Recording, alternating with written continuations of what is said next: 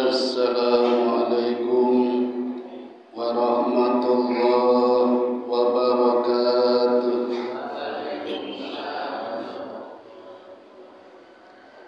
Innal hamdalillah nahmaduhu wa nasta'inuhu wa nastaghfiruhu wa na'udzu billahi min syururi anfusina wa min sayyiati a'malina.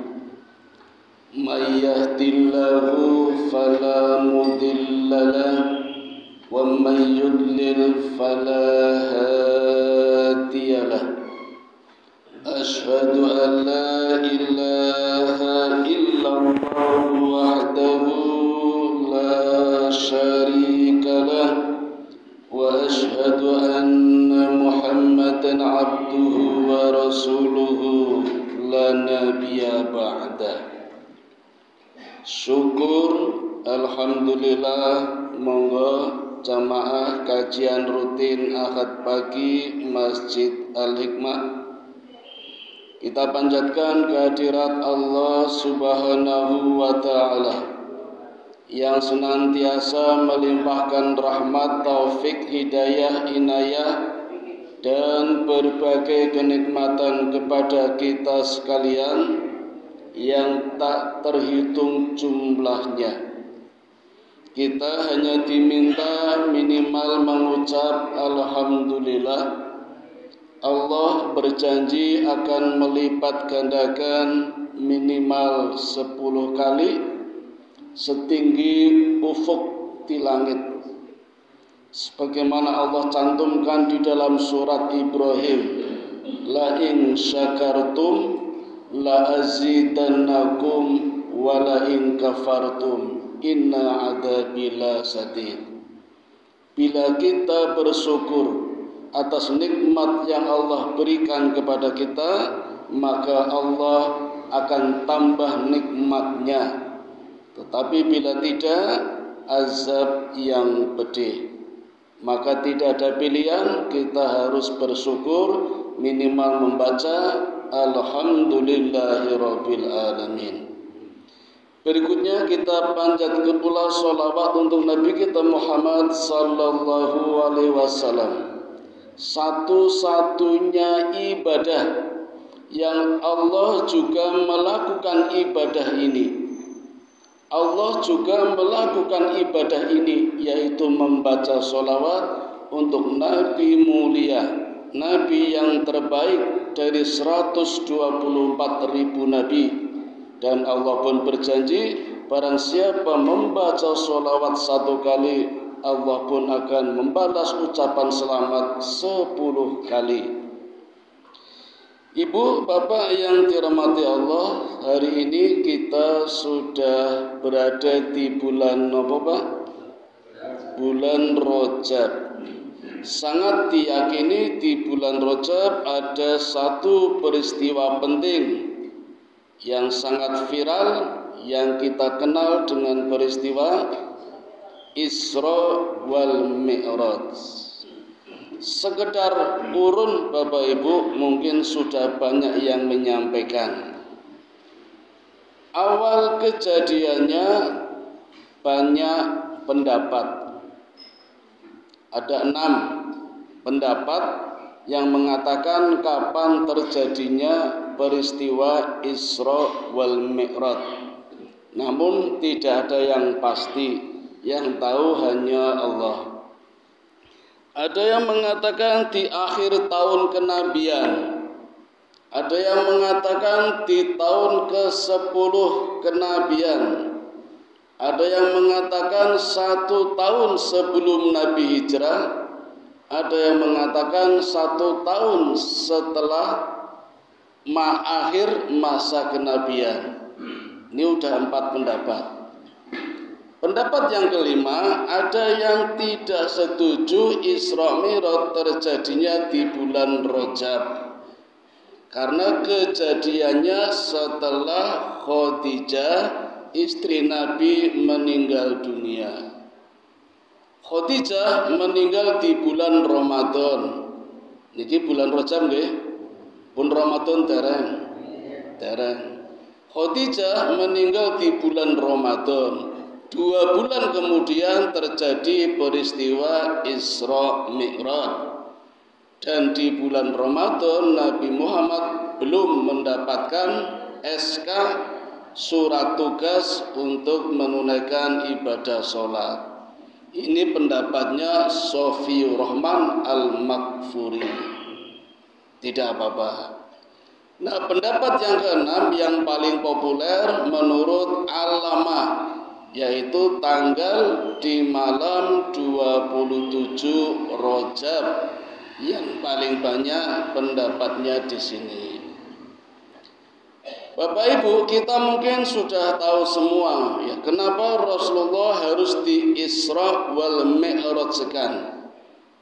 Dalam sejarah banyak dikisahkan, kita pun sudah paham suka dan dukanya Nabi Muhammad sallallahu alaihi wasallam tidak hanya mengarungi hidup ini, tapi membawa beban berat dakwah, menyampaikan risalah Islamiyah untuk umat di masa mendatang. Tetapi apa reaksi dari masyarakat? Banyak yang kontra daripada pronya. Tapi Allah memberikan teman yang baik, saudara yang baik, paman yang baik, walaupun beda agama. Namanya Abu Thalib. Beda agama tapi teman yang baik. Ketika banyak musuh, tidak cuma membuli, menyerang, melempari, Abu Thalib inilah yang melindunginya. Abu Thalib yang berhak mendapat perwalian. Tradisi Arab, Pak, kalau sudah mendapat hak wali, mati atau hidup menjadi tanggung jawabnya, walaupun beda agama, tidak mikir harta. Maka Abu Thalib yang mendapat hak wali, siapapun yang menyerang, menyerbu, hendak membunuh Muhammad, Abu Thalib sampai mengatakan, langkai dulu mayatku kalau ingin membunuh Muhammad.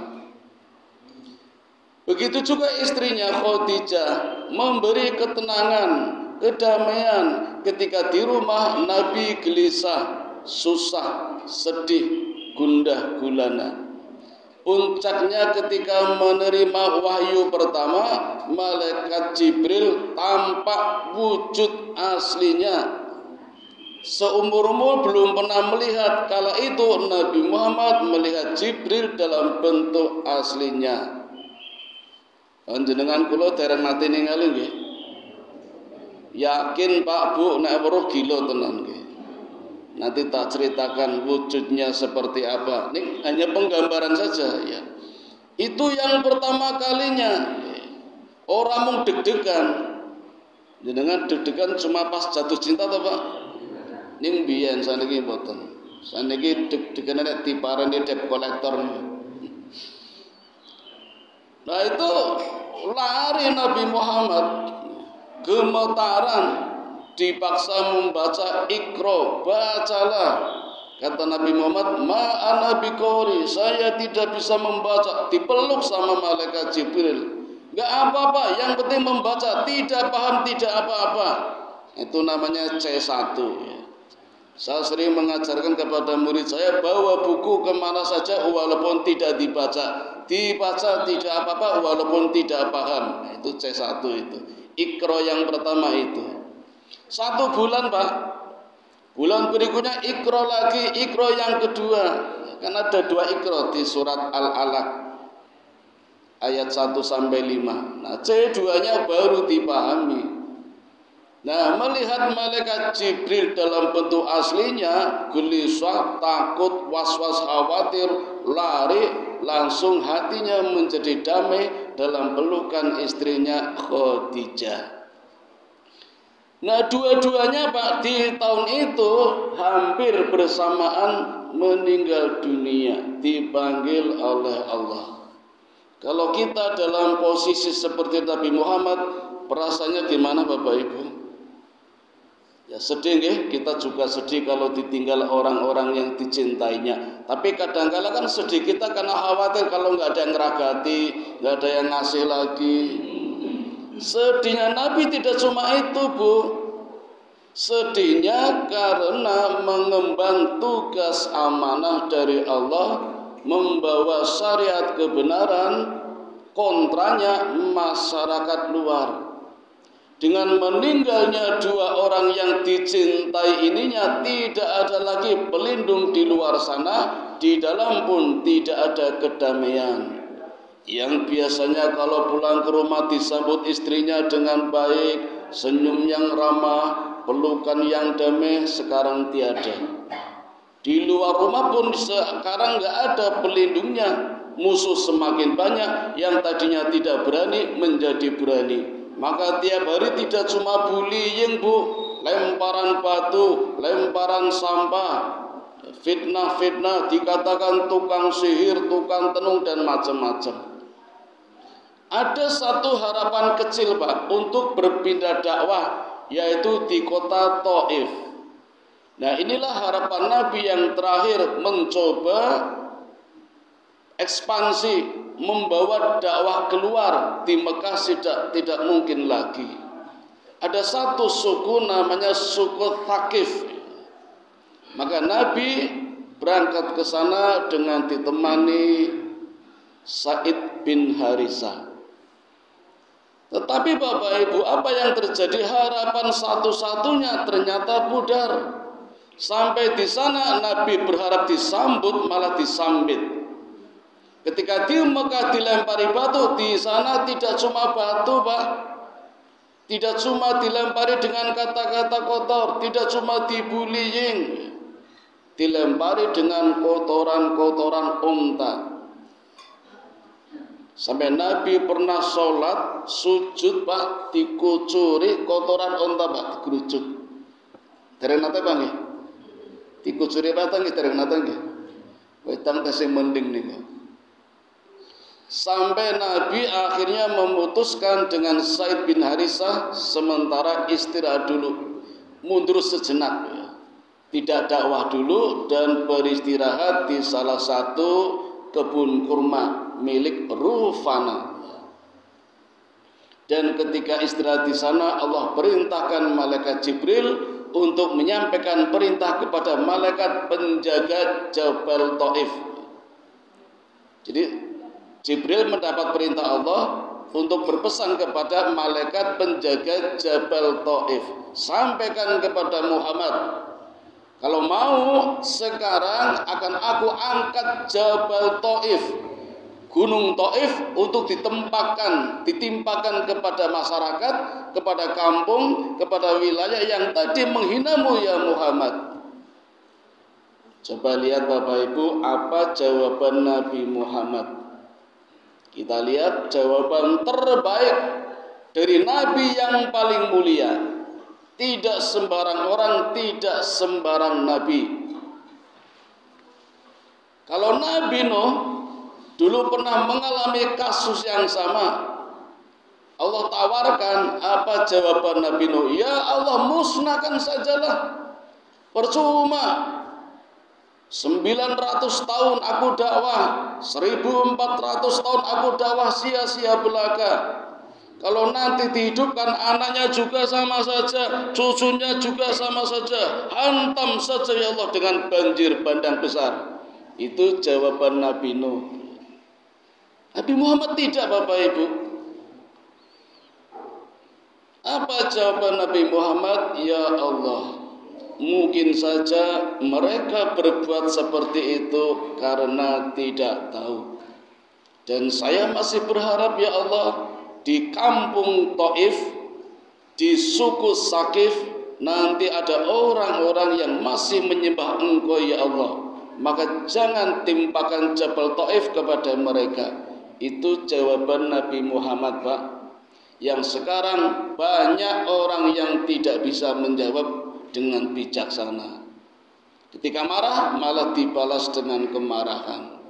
Lihat saja di debat capres cawapres, agak kepancing sidik nesu, Itu ketika debat, di luar debat lebih mengerikan lagi. Nabi Muhammad sudah memberikan contoh bagaimana bersikap tauladan kepada mereka walau mereka memusuhinya. Ini hikmah pertama buat kita. Nah, Bapak Ibu sekalian, peristiwa Isra wal Mi'raj dilatar belakangi oleh peristiwa ini. Jadi banyak orang mengatakan hiburan buat Nabi. Boleh saja, yang pertama hiburan. Diwisatakan, touring, travel, luar biasa. Peristiwanya dua, tapi sering digabungkan menjadi satu. Isra wal Mi'raj. Dasar hukumnya juga beda Bapak Ibu. Yang Isra ada di dalam surat Al-Isra. Surat yang ke-17 ayat 1 dari 111 ayat. Yang Mi'raj Allah tuliskan di dalam surat An-Najm. Surat yang ke-53 jumlah ayatnya 62. Tapi inti Mi'rajnya di ayat 1 sampai 20. Nah, sekarang Isra-nya dulu nih Bapak Ibu. Ayatnya ayat 1 surat Al-Isra.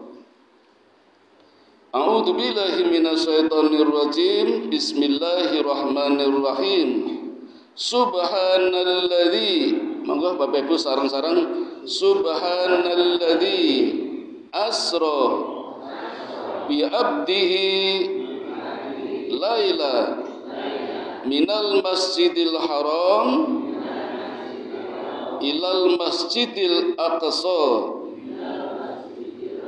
alladzi barakna haulahu linuriyahu min ayatina innahu huwas sami'ul basir.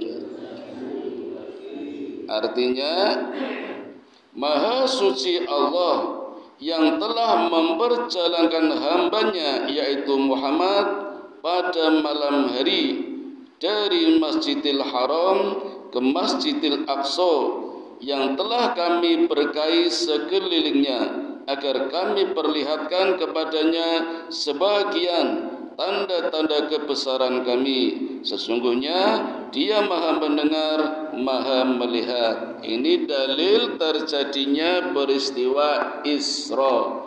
Isra artinya perjalanan malam. Nek siang boten. Bapak Ibu menawi dalu teng pundi? Mall, warung, warmindo, belanja disebut Isra boten? Boten. Perjalanannya khusus membawa risalah Islamiyah. Kalau demikian, maka Nabi Muhammad bukan orang pertama yang diisrokan. Sebelumnya sudah ada, sinten Bu? Nabi Yakub. Nabi Yakub badannya tidak sekuat kakaknya yang namanya Ais atau Esau. Ini saudara kembar. Dan bonus yang Allah berikan kepada Nabi Ibrahim. Ya. Ketika istri keduanya hamil duluan, melahirkan Ismail, Allah berikan keadilan, istri yang pertama juga hamil, tapi setelah 4 tahun. Dan Allah janjikan di dalam Al-Quran. Belum lahir, namanya sudah ada pada Quran. Allah berjanji kepada Nabi Ibrahim akan lahir bernama Ishak, jadi Nabi. Bahkan nanti dari Ishak lahir Yakub juga jadi Nabi. Nah, ternyata betul. Ini kalau lihat ayat ini saja sudah tidak meragukan sebenarnya. Tapi kenapa banyak orang sampai sekarang masih benci kepada Islam yang kebenarannya terbukti di dalam Al-Quran? Bayinya belum lahir, Allah sudah tuliskan namanya Nabi Ishak, Nabi Yakub. Bahkan dapat 2 bonus Pak. Setelah Yakub lahir Nabi lagi, Nabi Yusuf. Dan Yakub lahirnya tidak sendirian tapi kembar. Yang satu namanya Esau atau Al-Ais, kembar tapi kebetulan fisiknya beda. Esau fisiknya tinggi besar, kekar, kulitnya kuning, rambutnya berbulu, warnanya merah. Hobinya berburu di padang pasir, Pak. Berburunya tidak tanggung-tanggung, singa, beruang, macan, karena badannya kuat. Sementara Nabi Yakub, adiknya, diyakini adiknya karena ketika lahir tangannya Yakub memegang tumitnya Esau. Jadi tradisi zaman itu kalau adiknya megang satunya, yang megang dianggap adik, yang dipegang dianggap kakak. Jadi Nabi Yakub dianggap adiknya. Badannya tidak sekuat Esau. Walaupun hobinya sama-sama berburu, tapi Nabi Yakub berburunya cuma di rumah, Pak. Berburu ayam, petek, bebek, kecil-kecil, kelinci. Kalau Esau suka berkemah di padang pasir, Yakub juga kemah, Pak. Ini kemah nang omah. Capramuka nganggo jarik ini. Hobinya masak, anak mama Nabi Yakub. Nah, karena badannya lemah ini, maka ketika hijrah ke Syekh Laban itu tidak mampu melakukan perjalanan siang hari. Siang buat istirahat, mampir, tidur, kadang tiba pohon, kadang tiba batuan. Nah, malamnya baru melakukan perjalanan yang cukup jauh. Nah, karena melakukan perjalanan malam inilah Nabi Yakub dikenal dengan nama Isra. Karena atas perintah Allah, maka namanya menjadi Israil. Isra hamba, il itu ilah atau Allah, hamba Allah. Maka janjane Israil artinya sama dengan Abdullah, hamba Allah. Maka kalau Bapak Ibu dengar nama Israil, itu sebenarnya nama lain dari Nabi Yakub.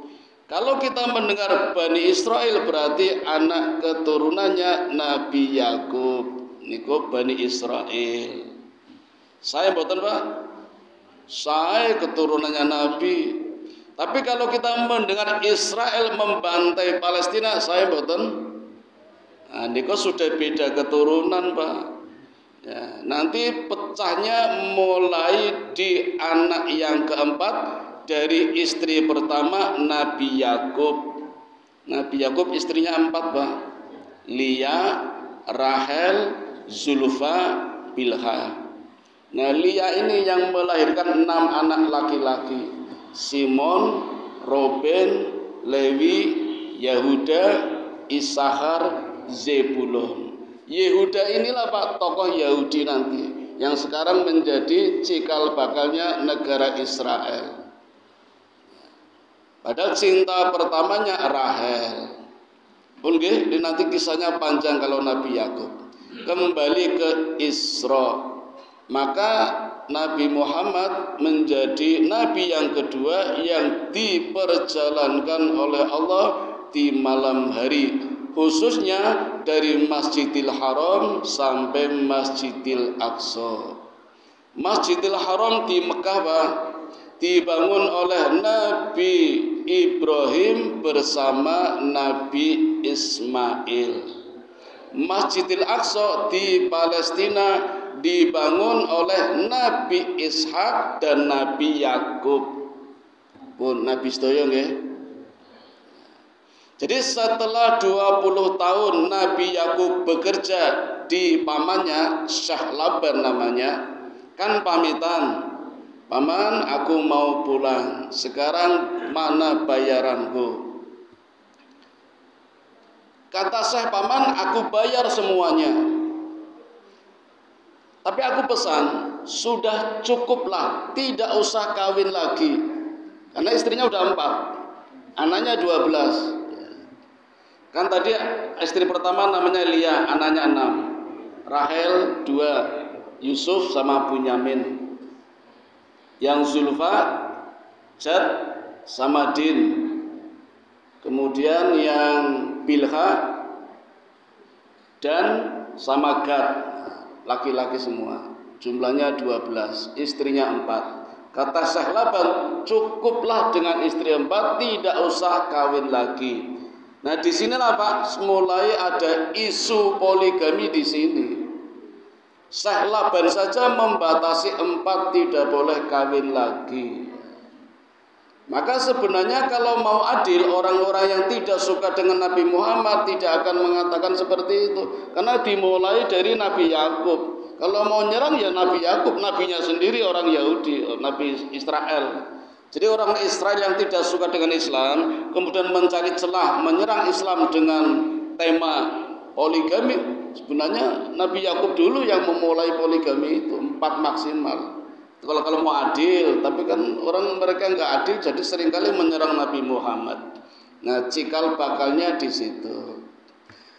Nah, Bapak Ibu, hasil kerja di Syekh Laban melimpah ruah, emas, perak, ternak itu semuanya dibawa pulang, bertemu dengan bapaknya yaitu Nabi Isa, digunakan untuk membangun Masjidil Aqsa. Itu ceritanya Bapak Ibu. Maka perjalanan Isra wal Mi'raj sebenarnya apakah tidak bisa langsung dari Masjidil Haram naik ke langit? Sangat bisa. Tapi kenapa harus mampir ke Masjidil Aqsa? Ini rahasianya. Di sekelilingnya Allah memberkati. Dan Masjidil Aqsa itu negara, wilayah yang paling banyak disinggahi, ditinggali oleh para nabi. Maka disebut negeri para nabi. Kalau total nabi Bu 124.000, jumlah rasul 313. Itu banyak di Palestina Pak, ribuan jumlah nabi di sana. Padahal satu nabi saja di mana tinggal Allah memberkainya.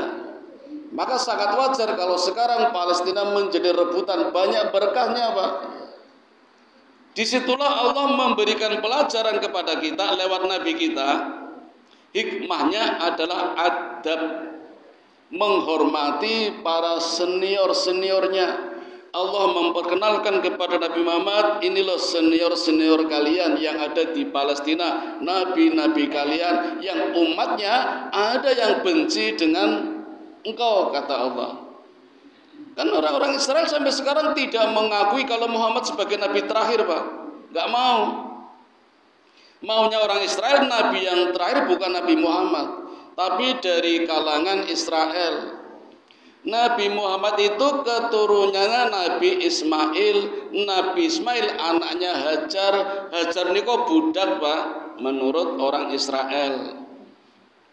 Padahal Hajar anak Raja Mesir yang kalah perang, dimenangkan oleh Raja Mesir yang lain namanya Heksos. Hajar menjadi tahanan, sangat cantik Bapak Ibu, tapi Raja Heksos setiap kali akan menjamah Hajar selalu bergetar tangannya, dredeg sampai stroke Pak. Sehingga akhirnya nggak bisa megang. Seperti Rahwana panggil, Arab nyekel Sinta ora iso-iso loh. Tapi kan tidak menyerah. Akhirnya terjadi perang dengan Ramayana. Akhirnya Rahwana mati dengan panahnya sendiri. Panahnya dicuri oleh Anoman. Anoman minta sama istrinya Rahwana, jenenge siapa Pak? Midori. Pun Rahwana ditinggal mawon. Dalam waktu yang bersamaan Ibrahim datang dengan Sarah. Sarah pun kecantikannya sama dengan Hajar. Ketika Raja Heksos akan memegang juga nggak bisa sampai stroke. Mangkel akhirnya Hajar diserahkan kepada Sarah. Dapat kamu aja dah hadiah, silakan bawa pulang. Maka berkumpullah Hajar dengan Sarah. Dilala yang hamil duluan kan Hajar istri kedua, tapi anaknya namanya kan Ismail. Istri pertama Sarah anaknya Ishak. Nah, maunya orang Israel yang jadi nabi keturunannya Ishak bukan Ismail. Nah itu ceritanya Pak. Tapi kan Allah punya hak prerogatif, yang mau jadi nabi ya terserah Allah. Jatuh pada Nabi Muhammad. Orang Israel sampai sekarang tidak mau terima. Jadi banyak ribuan alasan sebenarnya Palestina digempur Israel dari segi agama, dari politik, dari ras, banyak sekali. Nah, kembali ke peristiwa Isra, Allah memberikan pelajaran kepada kita untuk menghormati seniornya. Sebaliknya, 124.000 nabi kala itu di peristiwa Isra di Masjidil Aqsa berkumpul bersama, dan yang jadi imam adalah Nabi Muhammad. Ini pun pelajaran buat kita yang sudah sepuh-sepuh menghargai yang muda. Kan Nabi Muhammad paling muda Pak ketika itu. Nabi yang terakhir dikumpulkan dengan para senior jadi imam. Jadi yang muda menghormati yang senior menghargai yang muda. Tidak saling menyerang seperti di debat capres-cawapres. Tuh panas-panasan rebutan nopo nih. Padahal cuma dunia, cuma kursi saja. Itu sudah dicontohkan keteladanan bagaimana menjadi orang tua, bagaimana menjadi orang muda di Masjidil Aqsa. Pun Bapak Ibu, Isra selesai. Sekarang peristiwa yang kedua, Mi'raj. Mi'raj artinya naik, perjalanan naik. Naik niko vertikal. Kalau tadi datar, dari Masjidil Haram ke Masjidil Aqsa perjalanan horizontal, sekarang vertikal. Sebelumnya Bapak Ibu bicara tentang Isra Mi'raj harus pakai hati, tidak pakai akal.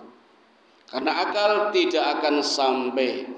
Maka kalau kita pakai akal nanti menjadi orang yang tidak berakal. Tidak berakal jenengan apa Pak? Ya.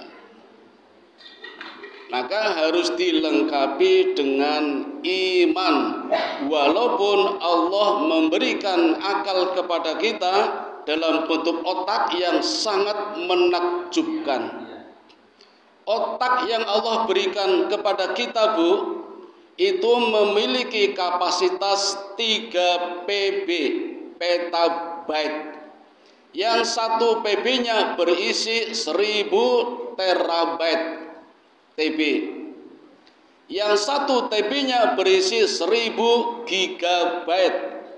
Yang 1 giganya berisi 1000 megabyte. Yang 1 meganya berisi 1000 kilobyte. Itu kapasitas otak manusia. Dulu sebelum ada gadget Bu, otak kita mampu menerima informasi dalam sehari 1000 informasi. Setelah ada HP, otak kita mampu menerima informasi baru sejumlah 10.000 informasi baru. Bukan yang lama lewat tersimpan. Sekarang yang baru sehari Bu, Pak, kalau kita buka HP ada 10.000 informasi terbaru. Jadi kalau tiap hari otak kita diisi 10.000 informasi dengan kapasitas 3 PB, otak kita baru akan penuh Pak setelah usia kita 6.000. Padahal tidak ada manusia berusia 6.000, walaupun kalau Allah menghendaki bisa, tapi kenyataannya tidak ada. Yang paling panjang usianya hanya Nabi Nuh, 1400 tahun. Paling pendek sinten Pak? Nabi Muhammad 63. Nabi Sulaiman 500. Nabi Ibrahim 180. Nabi Isa 39. Tapi belum meninggal. Diangkat oleh Allah. Ayahnya diangkat, berarti masih hidup. Nanti bertemu Pak, ketika Mi'raj Nabi bertemu dengan Nabi Isa, bertemu dengan nabi-nabi yang masih hidup. Bentar nggih. Katakan orang yang paling jenius, Albert Einstein misalnya, yang menempati posisi nomor 10 dari 100 orang yang paling berpengaruh di dunia, itu ternyata baru menggunakan otaknya sebesar 8%. Itu orang yang jenius. Guru-guru, dosen, itu menurut riset jurnal itu 4%. Nah bagaimana kalau yang lain? Jangan-jangan tidak ada 1%. Bagaimana kalau bisa 100%? Wah, butuh waktu 6.000 tahun. Maka kalau otak kita saja baru terisi 4%, jangan harap bisa memahami peristiwa Mi'raj. Maka cara memahaminya harus pakai iman. Termasuk dalam perjalanan ini, Nabi menggunakan buraq. Ini pun bukan Nabi yang pertama. Nabi Ibrahim dulu juga menggunakan buraq ketika pulang balik Palestina Mekah, itu juga menggunakan buraq. Nabi Allah sediakan sarana bernama buraq. Bentuknya seperti kuda. Ada yang bilang bihol. Bihol itu hasil perkawinan kuda dengan keledai. Dilengkapi sayap, ekornya seperti burung merak. Pun ngaten mawon nggih, enggak usah dengan gambaran-gambaran yang lain. Ada di Museum Inggris, British Museum, karangan Futuhat Mekah yang dicetak tahun 1235. Saya lihat gambarnya, Pak, Bu, itu gambarnya kudanya wanita nih. Malah di kisah Israeliat, jangan percaya nggih. Sampai di sana kudanya hamil. Wah, ini orang genah ya. Udah nggak usah dipercaya. Sampai segitu saja tadi nggih. Penggambarannya sampai segitu saja.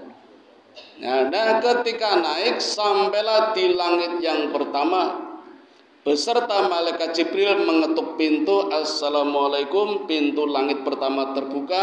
Nabi melihat Nabi Adam. Maka berkenalan. Nabi Adam pun bertanya, engkau siapa? Aku Rasulullah. Kemudian kenabiannya diterima oleh Nabi Adam. Sholat bersama dengan Nabi Adam. Tentu sholatnya berbeda dengan sholat ketika sudah menerima perintah sholat. Naik ke langit kedua, ketuk pintu lagi. Pintu langit diketuk, Assalamualaikum, terbuka. Di langit kedua bertemu dengan Nabi Isa dan Nabi Yahya. Jadi bertemu Nabi Isa dengan keponakannya. Itu bersaudara, Pak, Nabi Isa dengan Nabi Yahya.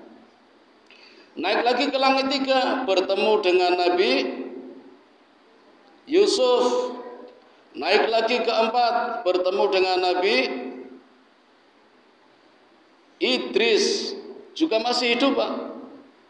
Masih hidup Nabi Idris, dikabarkan masih hidup. Naik lagi langit yang kelima, bertemu dengan Nabi Harun. Naik langit keenam, bertemu dengan Nabi Musa. Dan langit yang ketujuh, bertemu dengan Nabi Ibrahim alaihissalam. Ketika di langit tujuh bertemu dengan Nabi Ibrahim, Nabi melihat Nabi Ibrahim sedang bersandar di Ka'bah. Di Ka'bah. Jadi seperti orang capek, lelah. Alandian kata jenengan, Pak. Ya. Allah menggambarkan saatnya Ibrahim istirahat dan menikmati hasil kerja kerasnya ketika dakwah. Jadi layah-layah, Pak, di sana. Dan di atasnya Baitul Ma'mur. Ini base campnya malaikat.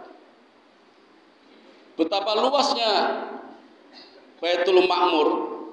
Di tengah-tengahnya ada Ka'bah. Setiap harinya berkeliling tawaf 70.000 malaikat. Kalau kita bicara malaikat, jangan menggambarkan seperti kita, Pak. Terus 70.000, beda. Malaikat, Pak, luar biasa. Digambarkan bentuknya saja penuh dengan sayap. Malaikat biasa itu jumlah sayapnya 180 pasang atau 360 sayap. Niku malaikat biasa. Sekali lagi pakai iman Bapak Ibu. Kalau pakai akal kita nggak nyampe. Saya temukan ini di dalam kumpulan kitab-kitab manhaj salaf. Itu ada hadis seperti ini. Itu malaikat biasa.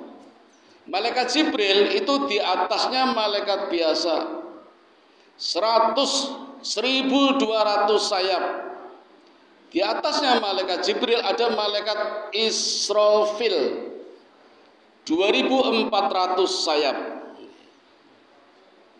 Nah itu kumpul di Baitul Makmur. Maka kalau Allah menggambarkan setiap hari 70.000 malaikat keluar masuk, betapa luasnya Baitul Makmur. Dan setiap 70.000 malaikat keluar tidak kembali lagi, Pak. Artinya mati. Allah ciptakan lagi 70.000, mati lagi, ciptakan lagi. Jadi sehari Allah menciptakan malaikat 70.000 malaikat, karena yang keluar tidak kembali lagi. Nah Bapak Ibu, dalam satu riwayat kalau ditarik lurus ke bumi itu lurus dengan Ka'bah yang ada di Mekah. Maka monggo Bapak Ibu kalau pas tindak haji, pas dikapa, pas tawas ningali teng dhuwur, lurus mboten. Tapi pakai hati saja. Nah dulu ya ora ketok niku. Itulah yang menyebabkan dulu Nabi Adam kangen ingin membangun Ka'bah, karena dulu ketika di surga bersama dengan malaikat tawaf mengelilingi Ka'bah. Nah, ternyata kangen, maka Nabi Adam membuat Ka'bah. Maka Ka'bah itu pertama kali dibangun oleh Nabi Adam. Nabi Ibrahim hanya mengangkat pondasinya, kemudian dibangun lagi. Karena dulu di zaman Nabi Nuh diterjang banjir bandang pertama terbesar di dunia.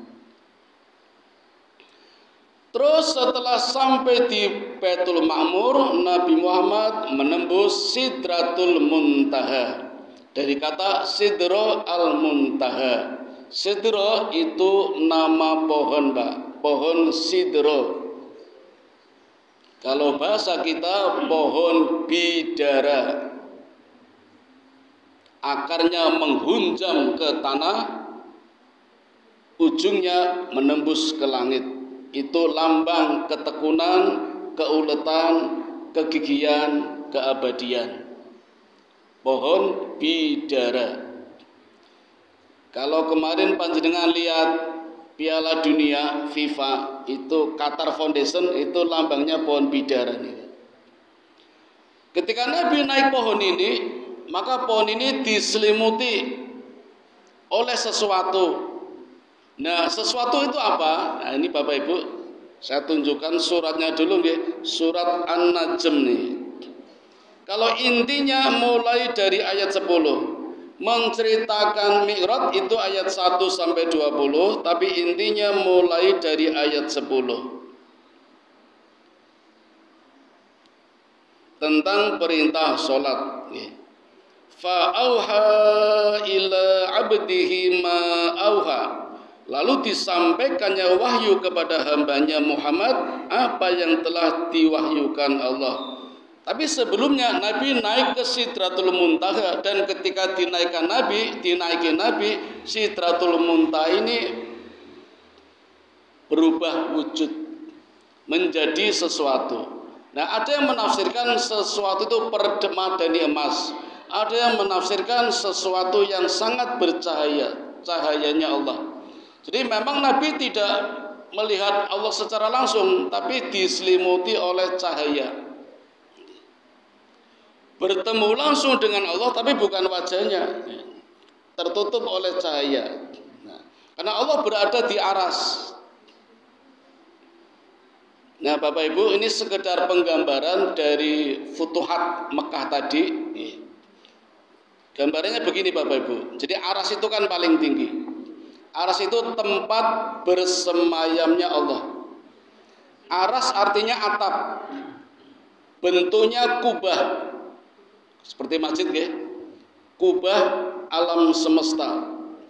Yang dipikul dan dipanggul oleh malaikat bernama Hamalat Asar, Hamalat Aras. Jumlahnya 4. Bapak Ibu, malaikat Hamalat Aras itu besarnya Pak, dari telinga sampai pundaknya saja itu perjalanannya 700 tahun, seperti burung terbang. Kira-kira burung yang tercepat terbangnya burung apa Pak? Elang apa emprit?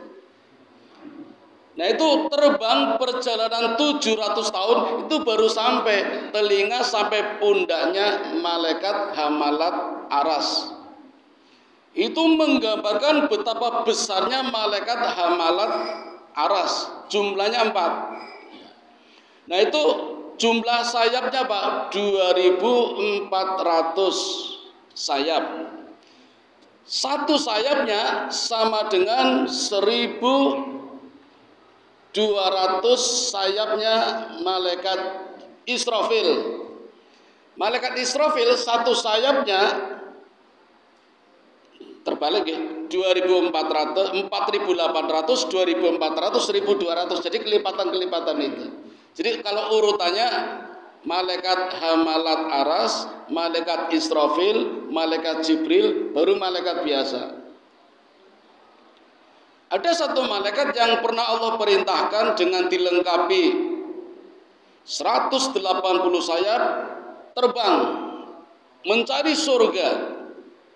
Apa kata malaikat ini? Ya Allah, aku seolah-olah tidak bergerak karena nggak nyampe-nyampe. Saking jauhnya surga ini. Padahal surga ini surga yang terdekat dengan kehidupan kita. Nah, ini menggambarkan betapa keluasannya makhluk-makhluk Allah. Nah, malaikat hamalat aras ini jumlahnya 4. Dan nanti setelah hari kiamat menjadi 8. Yang 4 ditambah malaikat Jibril, Israfil, Israel, Mikail. Gampang dihafalke nggih. Sing ana ile pokoke lah Israfil, Israel, Mikail, Jibril. 4 malaikat ini besok setelah hari kiamat juga mengangkat arasnya Allah bersama 4 malaikat hamalat aras. Ini yang tertinggi Pak, posisi tertinggi. Nah Bapak Ibu, di bawahnya aras, samping kanan kirinya itu ada makom aminun, tempatnya orang-orang beriman. Ada 4 Pak. Ada yang berpendapat orang yang beriman ketika hidup di zaman Nabi sebelum Nabi Muhammad. Yang kedua orang-orang beriman ketika hidup di zaman Nabi Muhammad. Yang ketiga orang-orang beriman yang hidup setelah Nabi Muhammad, salafus soleh. Salafus soleh, orang-orang soleh itu para sahabat, setelah sahabat, setelahnya setelah sahabat. Sahabat tabiin, tabiin, itu namanya salafus soleh. Dan yang keempat orang beriman di zaman sekarang seperti kita. Jadi nanti Bapak Ibu ini positif thinking mawon nggih, mudah-mudahan Allah berikan tempat itu kepada kita. Di samping kanan kirinya aras masing-masing 2. Kanan 2, kiri 2, 4 makom al-aminun, tempatnya orang-orang beriman. Kalau demikian berarti enggak melewati jembatan Sirat. Karena di bawah aras di garis pembatas, dinding yang tinggi tapi dindingnya transparan. Jadi orang-orang yang nanti masuk neraka bisa lihat orang-orang yang masuk surga. Jadi meri itu Pak. Tujuannya main meri. Gantian biar yang dunia, sekarang gantian itu. Yang sebelah kanan dari jenengan pagi, kalau dari saya kan kiri, dari jenengan kanan ya. Jadi menggambarkannya terbalik. Itu ada 2 baris malaikat, yang kiri juga 2 baris malaikat, yang bawah 3 baris malaikat. Ada yang berpendapat yang kanan 2 baris, 2 soft itu malaikat raqib, malaikat atid. Yang kiri dari situ kanan nggih, malaikat mungkar, malaikat nakir. Nah yang ini yang 3 baris malaikat Israfil, Mikail, Israel.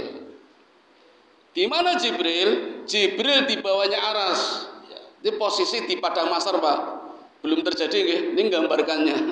Gambaran ketika di padang mahsyar posisinya seperti itu. Malaikat Jibril di bawahnya aras. Nah, di mana Nabi Muhammad? Nah, ini Bapak Ibu yang penting di sini. Ini kan terbelah oleh dinding. Yang sini rumput surga, yang sini neraka. Di atas neraka ada jembatan Shiratal Mustaqim. Saya lihat di gambar ini Pak, jembatan Shiratal Mustaqim tidak tembus ke rumput surga. Di atas sedikit itu telaga Kausar. Nah, di samping Telaga Kausar, tapi di batas dinding itu makom Al-Mahmudi. Itu tempat berdirinya Nabi Muhammad besok ketika di padang mahsyar. Jadi di sebelah dinding yang ada nerakanya, malah bukan yang ada surganya. Ada apa ini? Ternyata saya baca terus Bapak Ibu, ternyata Nabi Muhammad besok di padang mahsyar punya peran menolong, membantu orang-orang yang bisa ditolong. Disitulah nanti Nabi kita akan memberikan syafaat ketika setiap orang melewati jembatan Shiratal Mustaqim. Tapi jembatannya nggak tembus Pak, berarti nanti ada orang-orang yang langsung masuk surga. Kira-kira siapa Pak?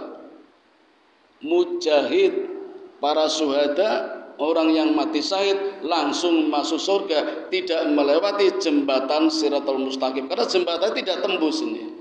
Termasuk Al-Kausar, Telaga Kausar yang ada di taman surga itu juga tidak tembus dengan jembatan Shiratal Mustaqim.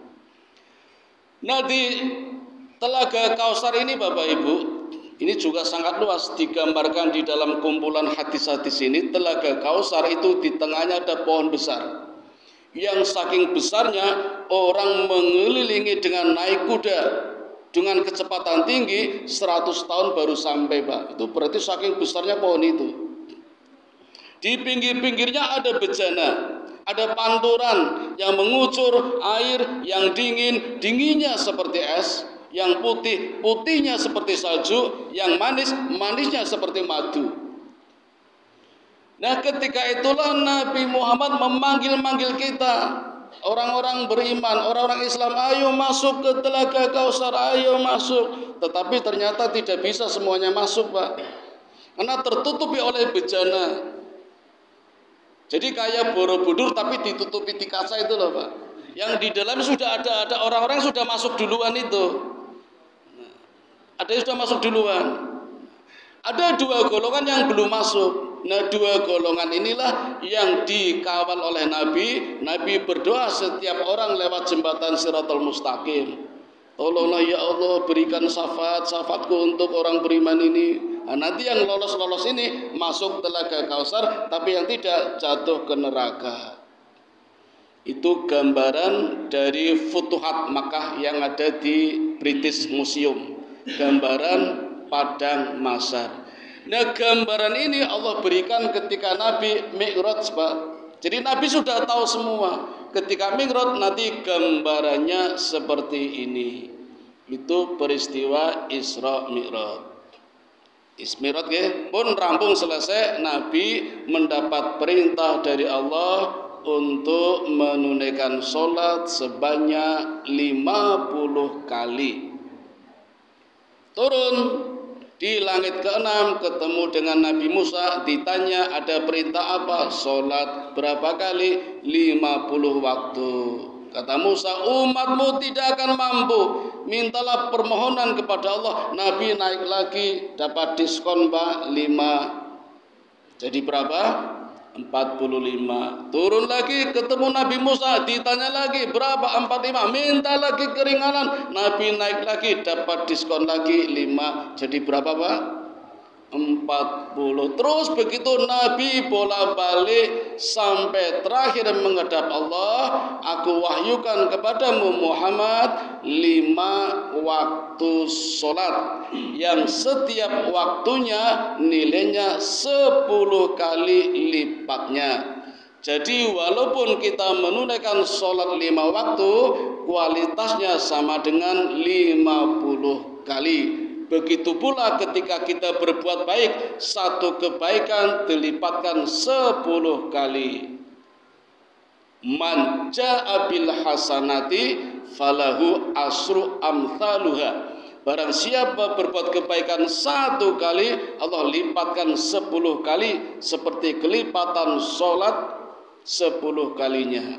Sedangkan ketika orang berbuat jahat, baru rencana tidak dinilai kejahatan. Begitu berbuat jahat dinilai 1, bukan 10. Itulah kasih sayangnya Allah ketika manusia berbuat jahat dinilai 1, berbuat baik dinilai 10.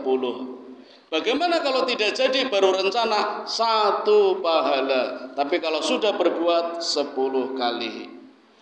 Turun dari atas ketemu Nabi Musa juga diminta lagi, minta nawar lagi, umatmu tidak akan mampu. Umatku saja, kata Nabi Musa, ngeyel orang-orang Yahudi nggak mau sholat, umatku pasti nggak mampu. Apa kata Nabi? Malu. Apa pelajaran buat kita Bapak Ibu? Coba naik turun berapa kali berarti? 45, 40, 35, 30, 25, 20, 15, 10, 5, 9 kali. Itu menggambarkan Allah tidak bosan-bosannya menerima permohonan dari hambanya. Nah, itu hikmahnya. Maka kita tidak henti-hentinya memohon pertolongan, keringanan dari Allah. Allah tidak jenuh, tidak bosan. Tapi kita juga punya adab. Nabi saja mengatakan, aku malu menghadap Allah lagi bolak-balik. Nabi menghormati seniornya, patuh pada kakaknya. Nabi juga malu kepada Allah. Dan ketika Nabi mengajukan keringanan itu bukan atas Nabi, atas nama umat, atas nama kita, Pak. Jadi kita diringankan oleh Nabi. Tapi 5 waktu saja beratnya bukan main. Oke. Jamaahnya beratnya bukan main. Padahal kalau dengan sholat sendiri risikonya berat sholat sendiri. Saya tutup dengan sholat ini. Mari kita sama-sama tingkatkan jamaahnya. Insya Allah jamaah Masjid Al-Hikmah sudah beres, tapi perlu ditingkatkan lagi, dipertahankan ya. Sholat berjamaah insya Allah pahalanya dilipatkan tidak cuma 10 tapi 27 kali juga. Insya Allah sah. Makmum gak khusyuk ada imam, imam gak khusyuk ada makmum, saling melengkapi, insya Allah sah. Beda dengan sholat sendiri, itu pahalanya 1 kalau sah. Bagaimana kalau tidak sah? 0. Itu resikonya. Tapi Bapak Ibu, jamaah juga tidak ringan, pasti ada godaannya. Seperti peristiwa Isra Mi'raj, Nabi menghadapi dakwah yang sangat besar, maka diuji dulu sebelum Isra Mi'raj dengan kehilangan istrinya, kehilangan pamannya. Dakwah tetap jalan apa tidak? Sama dengan kita, ketika hendak ke masjid, Allah menguji dengan kita, gerimis, maka toraya, maka toraya. Kalau kita berangkat, Allah tingkatkan lagi, hujan besar, iman kata orang ini. Kalau enggak berangkat, udah iman kita sebatas gerimis. Tapi kalau pakai payung berangkat, wah hebat ini. Allah tingkatkan lagi nanti. Ya. Dan itu akan selalu ada.